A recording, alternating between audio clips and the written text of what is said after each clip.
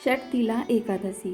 षटतिला एकादशी जैसा कि नाम से ही समझ आता है, तिलों के महत्व वाली एकादशी माघ मास की कृष्ण पक्ष की एकादशी को षटतिला एकादशी कहते हैं।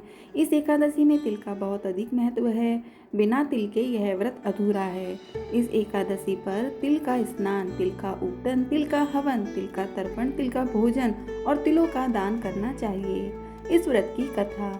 एक समय दालभय ऋषि ने पुलस्त्य ऋषि से पूछा, हे महाराज, पृथ्वीलोक में मनुष्य ब्रह्म हत्या इत्यादि महान पाप करते हैं, पराई धन की चोरी तथा दूसरों की उन्नति देखकर ईर्ष्या करते हैं, साथ ही अनेक प्रकार के व्यसनों में फंसे रहते हैं, फिर भी उनको नरक प्राप्त नहीं होता। इसका क्या कारण है?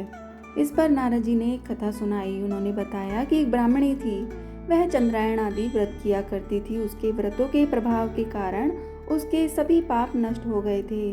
वह व्रत करते करते बहुत दुर्लभ हो गई थी। ऐसे में नारद जी ने सोचा कि इस ब्राह्मणी से कुछ दान मांग कर आता हूँ। इस पर वह भिक्षक बनकर उसके द्वार पर पहुँच गए और ब्राह्मणी से भिक्षा के तौर पर मिट्टी का ढेर मिला।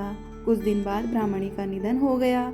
वह स्वर्ग गई, लेकिन जब स्वर्ग जाकर उसने देखा तो उसे मिट्टी के ढेर के दान में एक महल मिला, लेकिन बाकी कुछ नहीं था।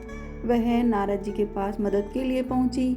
नारद जी ने कहा कि आपने व्रत किए और पाप नष्ट होने के कारण आपको स्वर्ग मिला।